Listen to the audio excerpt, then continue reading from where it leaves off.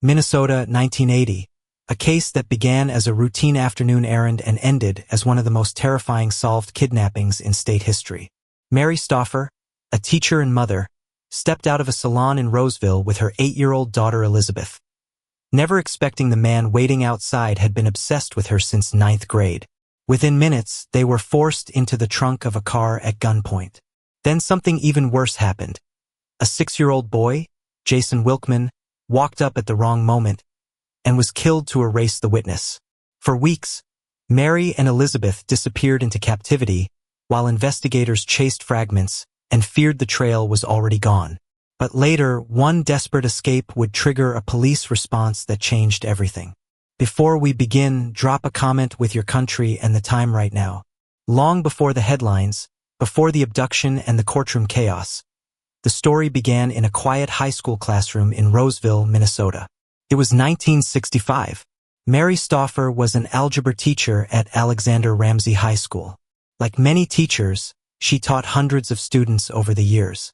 One of them was a boy named Ming Sen Shiue. She likely didn't remember much about him, but he never forgot her. For Shiue, the connection wasn't educational.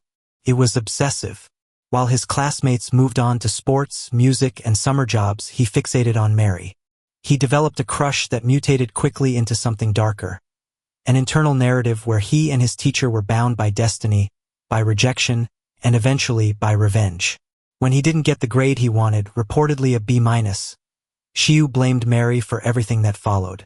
In his mind, that single grade destroyed his academic future, kept him from going to college, and triggered a cascade of life failures. He even fabricated stories later, telling her he had been drafted into the Vietnam War because of it and became a prisoner of war. None of it was true, but to Shiue, the lie felt more useful than the truth, because it gave him a reason to act. For years, the obsession lived on paper. He wrote violent fantasies. At first, they were abstract stories involving fictional women. But eventually, the fantasies became more specific. They started to feature Mary directly, and they grew darker with each iteration. Consensual romance turned into forced captivity. Romantic revenge turned into control. By the mid-1970s, Shiue had turned his internal obsession into a mission. In 1975, he believed he had found Mary's residence in Duluth, Minnesota. But he was wrong. The house belonged to her in-laws. Still, that didn't stop him. Armed with a gun, Shiue broke into the home, tied up the residents at gunpoint, and threatened to kill them if they called the police. Then, just as suddenly as he arrived, he vanished. No police report was filed. No connection was made between the crime and a former student. The event became a private trauma for the family and a missed opportunity for law enforcement. That failed attempt didn't deter Shiue. It only refined his focus. Over the next 5 years, he followed Mary's life from afar. When she moved with her husband and family to the Philippines to work as Christian missionaries, he waited. When she returned to Minnesota in 1979 and began living on the campus of Bethel University, Shiue began stalking her again. He watched, he recorded patterns, and he planned. To Mary, life had moved on. She was a mother, a teacher, a missionary. But somewhere in Roseville, a man who had once been her student was turning memories into justification, and justification into a checklist. In his mind, their story wasn't over. It had just been paused. And in 1980, Shiue decided it was time to start writing the next chapter himself. The problem was, Mary had no idea. It was an ordinary spring afternoon in Roseville, Minnesota. The kind of day that hums with normalcy. Commuters finishing their shifts, storefronts busy with weekend traffic, mothers and daughters running errands under the soft May sun. Mary Stauffer, a schoolteacher and missionary, had scheduled something simple that day. A trip to the beauty salon. Her 8-year-old daughter, Elizabeth, came along. A few hours out, then home again. That was the plan. But someone else had been planning far longer. Ming Sen Shiue was already nearby, watching, waiting. For him, this was not just another day. It was the culmination of 15 years of obsession. Every detail had been rehearsed in his mind. Every moment mapped out. He had studied Mary's routines, found her address, tracked her habits. Today was the day his fantasy became real. As Mary and Elizabeth exited the salon, the world didn't shift. There was no warning, no scream, no shattered glass. Just a man walking toward them with calm precision. In his hand, a gun. In his mind, a script. He forced them toward Mary's own vehicle. Not a word too loud. Not a gesture too sudden. The people nearby had no idea anything was wrong. In seconds, Mary and Elizabeth were bound, silenced, and locked in the trunk of their own car. From the outside, the vehicle looked like any other. But inside, darkness swallowed them. Their arms were tied, their mouths gagged. And the trunk began to move. The air was stale, the heat rising. The rumble of tires on pavement became the only measure of time. Elizabeth, just a child, clung to her mother. Mary tried to stay calm, to keep her daughter calm, but they had no way of knowing where they were going, or who had taken them. At this point, she still hadn't seen Shiu's face. Every bump in the road felt violent. Every turn disoriented them more. The sound of the engine was interrupted only by sudden stops. And then movement. Shiu would open the trunk, adjust their bindings, threaten them to stay quiet. Then the lid would close again, plunging them back into darkness. They didn't know they were being driven deeper into a carefully crafted trap. A trap built over years, designed not just to hold them but to erase them. And outside, the world continued. Friends assumed Mary was still running errands. Neighbors thought the car was just parked somewhere else. No one had reason to panic. Yet, because in those first hours this wasn't a headline. It wasn't even a case. It was just two people, one mother, one child, locked away in silence, hoping that someone would notice they were gone, before it was too late. But when Shiu stopped the car a second time, something unexpected happened. And it would change everything. The car kept moving. Inside the trunk, Mary and Elizabeth tried to keep still. But fear is not a quiet thing. It breathes. It trembles. It leaks into every movement. The bindings were too tight, the air too thin, and the panic too real. They whispered to each other through muffled cries, tried to reassure each other, tried to understand why this was happening. And outside, Ming Sen Shiue drove with cold determination, aware that the noise they were making might attract attention. He pulled over the first time to quiet them, nothing more.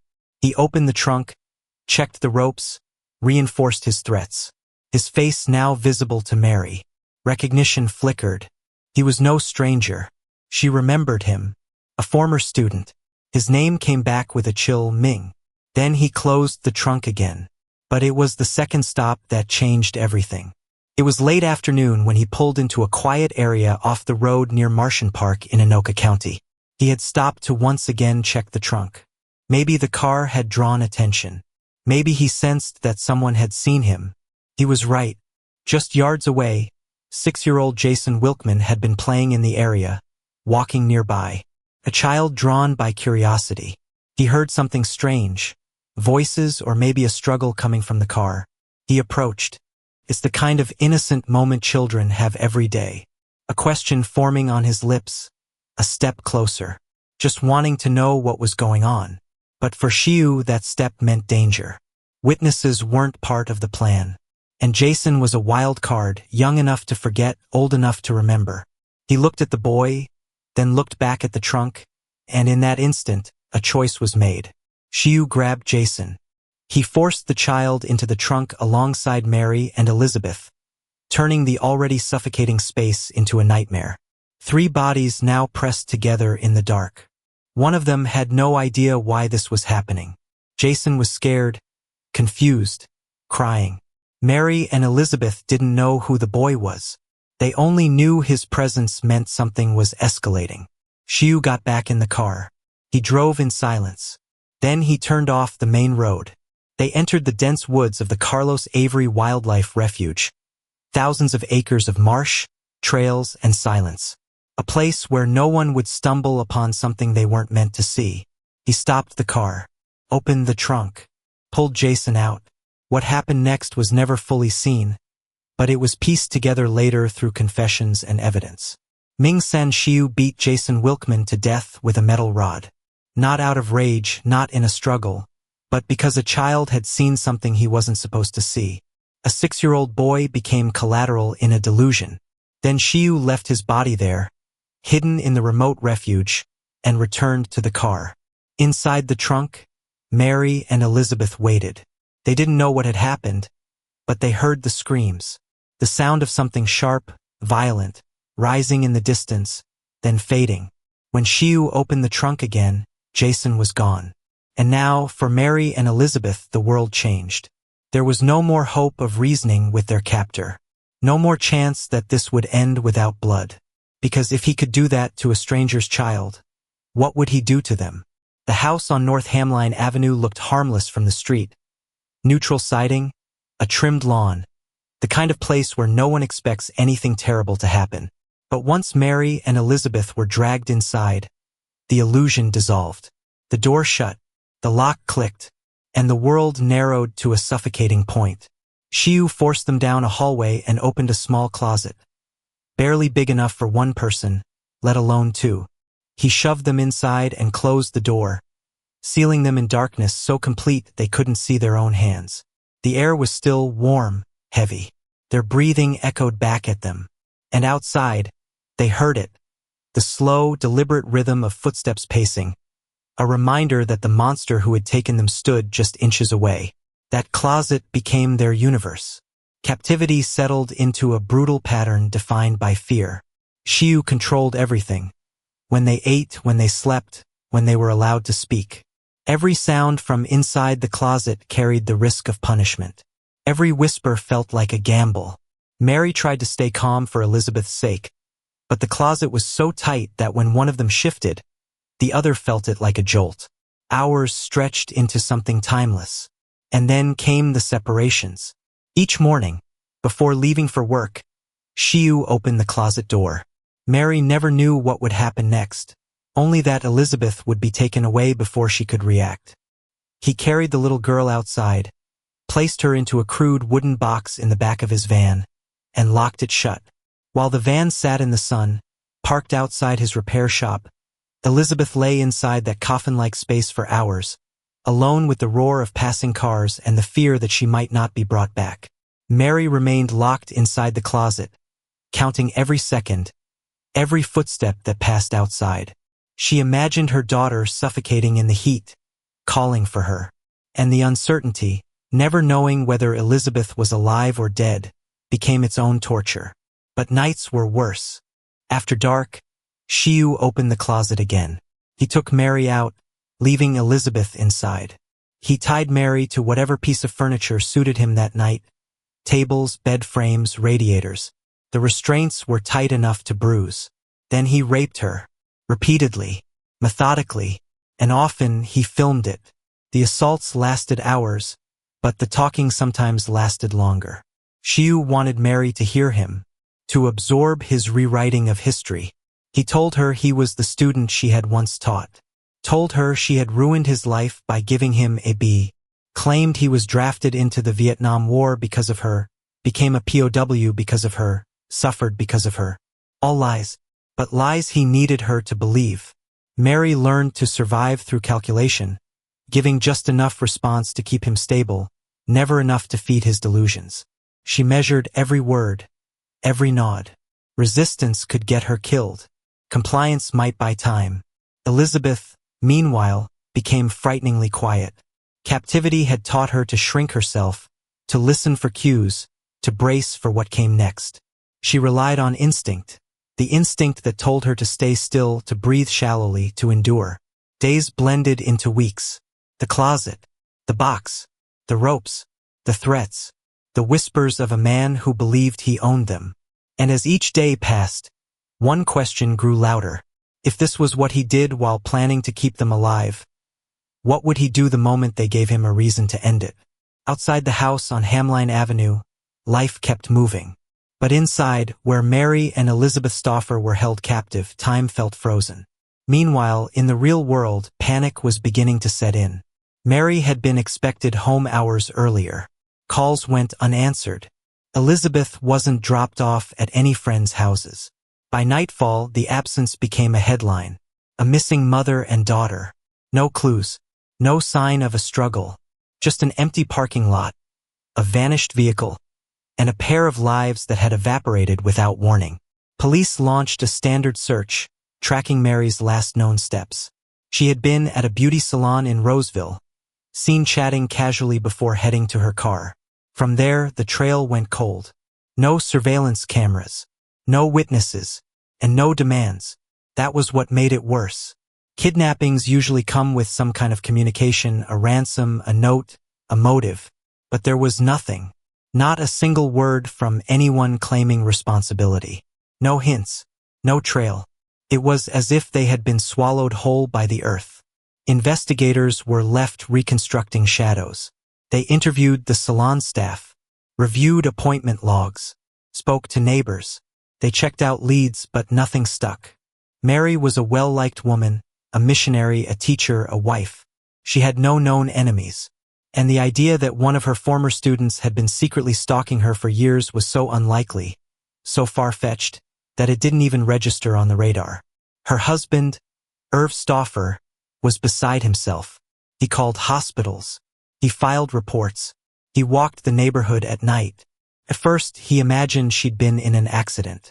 Then maybe car trouble. But the hours stretched into days. And the silence, the complete lack of contact, began to speak louder than any message could. It said something had gone terribly wrong. For the police, the absence of leads made things harder. Public pressure built quickly. The media picked up the story. But there was only so much to say when there was no movement, no contact, no clue. Inside Shiue's house, the silence was different. It wasn't confusion, it was control. Mary and Elizabeth were cut off entirely from the outside world. They didn't know anyone was looking. They didn't know they'd made the news. All they knew was Shiue's voice, his footsteps, his rules, and his threats. He told Mary plainly. If she tried to escape, he would kill her husband and her son. If she screamed, if she disobeyed, if she ever reached the phone, her family would pay the price. She believed him, so she waited, calculated, tried not to show panic, for Elizabeth's sake. But every hour felt longer than the last. The world was searching, but she couldn't hear them. Then one day something changed. Mary was sitting in the closet, studying the door in the dim light that leaked through a vent. And there it was, a hinge pin. It was small, easy to overlook. But in a world built on confinement, the possibility of opening a door, even a little, meant hope. It meant change. And it meant that somewhere beneath the fear, Mary Stauffer was still planning, still watching, still waiting for her chance. July 7, 1980. It had been 53 days since Mary and Elizabeth Stauffer disappeared. 53 days of darkness, captivity, and calculated survival inside a suburban home that looked perfectly ordinary from the outside. But on that morning, something shifted. Ming Sen Shiue, like he always did, left for work. He locked the closet door, secured the house, and drove off in his van. What he didn't realize was that the balance of control had already begun to tilt. Quietly, invisibly, days earlier, Mary had noticed something.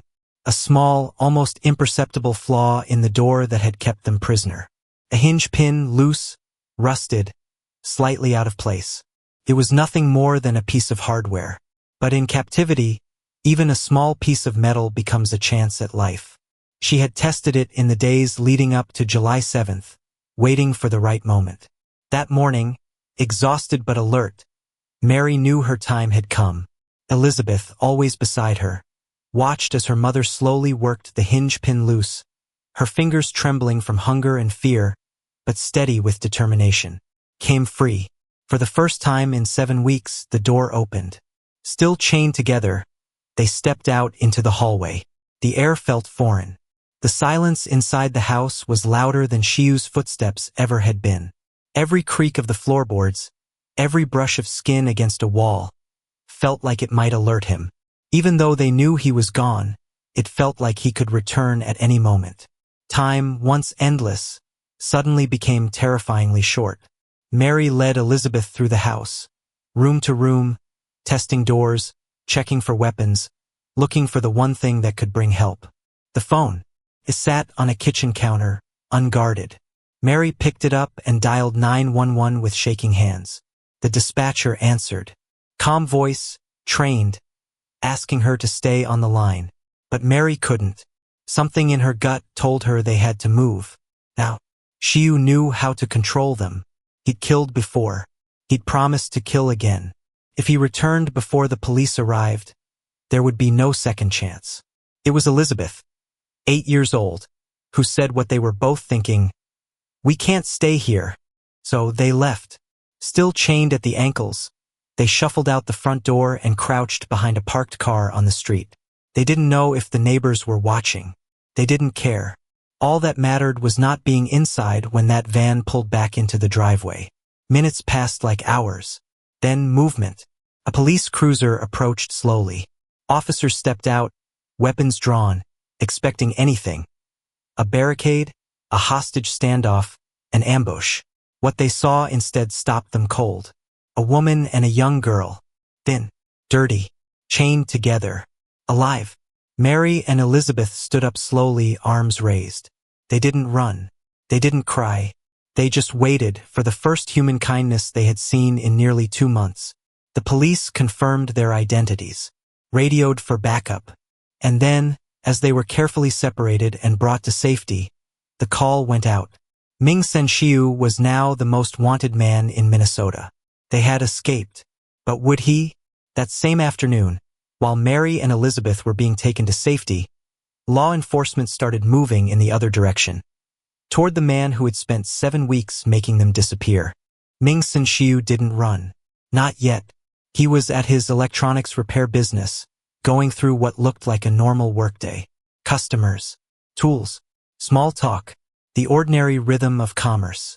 But now the police had a location, a name, and a fresh, breathing confirmation that the crime was real. Officers arrived with urgency and caution, knowing they weren't dealing with a desperate amateur. They were dealing with someone who had already shown he would kill to protect his plan. Shiue was arrested the same day. For Mary and Elizabeth, that moment should have meant the fear stopped. But trauma doesn't shut off when handcuffs click. In the hours after their rescue, they were medically examined, interviewed, and surrounded by strangers asking them to relive what they had just survived. The reunion with family was real, but it wasn't clean. It was joy mixed with shock, exhaustion, and the fragile uncertainty that Shiue might still find a way to reach them. At Shiue's home, investigators found evidence that turned the case from a missing persons report into documented captivity. The closet, the restraints, the physical setup of confinement, and most chilling of all, recorded tapes that captured Shiue's control, his conversations, and the assaults. It wasn't just testimony anymore. It was proof. And then investigators discovered another critical detail. Shiue had taken Mary and Elizabeth across state lines in an RV during a work-related trip. That single move transformed the prosecution. Under the Federal Kidnapping Act, crossing state borders made this no longer just a Minnesota case. It became federal. Higher stakes, stronger sentencing, the possibility of life imprisonment. But even behind bars, Shiue kept trying to control the story. While jailed, he allegedly offered another inmate a large sum of money to kill Mary and Elizabeth, anything to prevent them from testifying. It wasn't just revenge. It was strategy. He understood what their voices could do in court. He understood that their survival was the nail in the coffin of his narrative. For investigators, it confirmed what they already suspected. Shiue wasn't only violent. He was calculating. And then came another moment that shattered the illusion of safety. During later courtroom proceedings, while Mary testified, Shiue managed to smuggle in a knife and attacked her, cutting her face in front of witnesses and deputies, forcing her to bleed again in the one place meant to deliver justice. It took dozens of stitches to close the wound, but the deeper injury was psychological. Even in court, even under guard, he could still reach her. The case was solved in the sense that the suspect was caught. But the real battle, the one fought in hearings, testimony, and trauma, was only beginning. Because now the justice system had to answer a terrifying question. How do you contain a man who treats captivity like a lifelong promise? The trials that followed Ming Sen Shiue's arrest were not just legal proceedings. They were psychological battlegrounds, designed to deliver justice, yes, but also to confront a reality so dark, so calculated, that even seasoned investigators were shaken. In the early 1980s, the state of Minnesota and the federal government prepared separate charges. Federally, Shiue faced charges of kidnapping and sexual assault. The moment he crossed state lines with Mary and Elizabeth, the case entered national jurisdiction under the Federal Kidnapping Act, a law that allowed for maximum penalties, including life imprisonment. At the state level, he faced trial for the murder of 6-year-old Jason Wilkman, a boy who had simply walked too close to a nightmare. From the start, the evidence was overwhelming. Investigators had videotapes, footage of Shiue assaulting Mary. They had physical evidence from his house, the closet, the chains, the recordings, and they had the most powerful proof of all, Mary and Elizabeth, alive, willing to testify, and unwavering in their accounts. There was no denying what had happened. But Shiue wasn't done trying to control the narrative. During one of Mary's courtroom appearances, as she sat just feet from the man who had brutalized her, something unthinkable happened. Shiue, somehow, had smuggled a small knife into the courtroom. And as Mary gave her testimony, he leapt across the table and slashed her face. Chaos erupted. Officers pulled him back. Spectators screamed. Blood poured from the wound as court staff rushed to help Mary. It took 62 stitches to close the gash. That moment wasn't just an attack. It was a message, a last desperate attempt to assert power, to remind her that he could still reach her, even from behind bars. And he didn't stop there. Shiue reportedly shouted threats during proceedings, promising to kill Mary and Elizabeth if he were ever released. Psychological evaluations were conducted, but doctors found no evidence of mental illness that could explain or excuse his actions. What they found instead was chilling. A personality dominated by obsession, entitlement, and a complete lack of empathy. Not insanity, just intent. In the murder case, prosecutors wanted a first-degree conviction for Jason Wilkman's death. But Shiue struck a deal. In exchange for revealing the location of Jason's body, he avoided the highest charge. It was a bargain built on the bones of a child, and it ensured that Jason's parents would at least have a place to grieve. The result? Stacked sentences.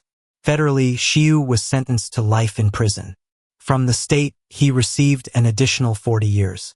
At the time, federal law still allowed parole after 30 years, meaning Shiue could technically one day seek release. But that legal possibility didn't align with the reality. Years later, as his parole eligibility approached, courts stepped in again. A new hearing determined Shiue was still a danger to society, still obsessed, still manipulative. He was labeled a sexually dangerous predator, someone who could be detained even after serving his sentence. Mary and Elizabeth, though free, were left to live with the aftershocks. Yes, the system had worked. Yes, the man who hurt them was behind bars. But what does safe mean when the monster who took everything from you still sits in a cell, writing appeals, watching the calendar? For survivors of long-term captivity, freedom doesn't always come with peace. The escape had been real. The arrest had been swift. The sentence had been heavy. But none of it could undo what had already been done. For Mary Stauffer, survival wasn't a finish line. It was a threshold into a different kind of existence. One where every glance over her shoulder, every unexpected knock at the door, carried echoes of captivity. She had made it out of that closet, out of those ropes, out of that house, but not out of the memory. Her name became national, her face familiar. She appeared on talk shows, in interviews, in books. People called her brave, strong. But between each public telling, there were quiet days. The kind filled with trembling hands, dreams that woke her up gasping, and the unshakable thought that the man who had hurt her once might still try again. Because he had promised to. Ming Sen Shiue didn't just assault her. He made her fear that her survival would provoke him forever. And even behind bars, his influence lingered, through threats in court, appeals filed from prison, and the chilling knowledge that if he ever found a loophole, he might try to finish what he started. For Elizabeth, childhood fractured that day in May 1980. One moment she was running errands with her mom. The next, She was locked in a box in the back of a van, trying not to cry loud enough for the wrong person to hear. She was just 8 years old. And yet, in the end, it was Elizabeth who made the final call, who said they shouldn't wait inside, that they needed to run, that hiding outside might save them. Her instincts didn't just help them escape. They redefined her role not as a passive victim, but as a child who acted with incredible clarity in the face of overwhelming fear. And then there was Jason Wilkman. His name never had a chance to become a household one. He didn't survive to be interviewed. He didn't get to tell his story. He was 6, a curious, kind little boy who made the mistake of walking up to a car parked on the side of the road. And for that, he was murdered. His parents were left with only questions and later a location. Shiue revealed where he left Jason's body in exchange for a lighter sentence. A brutal barter. But it gave Jason's family one thing that Mary and Elizabeth never had during their captivity. Closure, even if it was wrapped in grief. The case became part of the public record. Documentaries were made. Books were written. In 2019, Lifetime released a dramatized film about the events. But as gripping as those stories were, none of them could fully convey the private cost. The lifelong process of learning to feel safe again.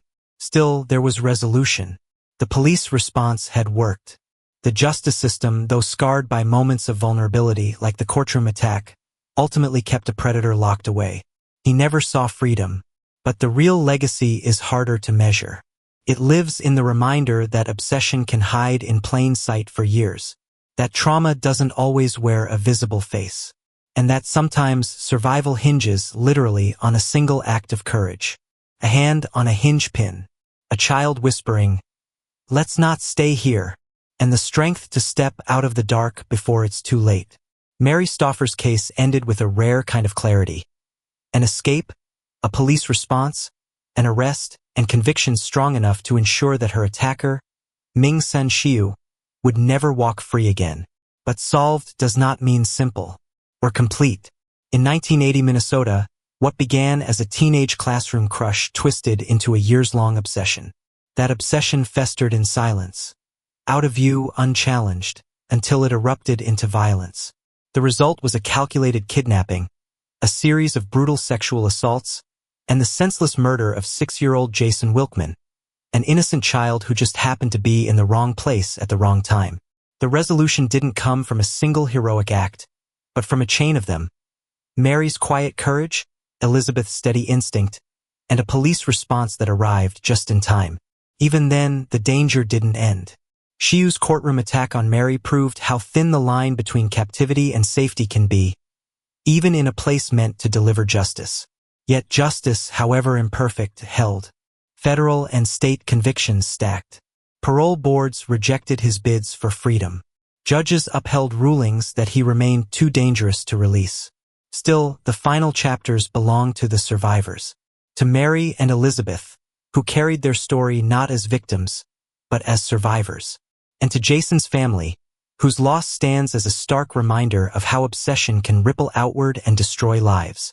If this case moved you, take a second to share your thoughts in the comments below. Every story deserves to be remembered.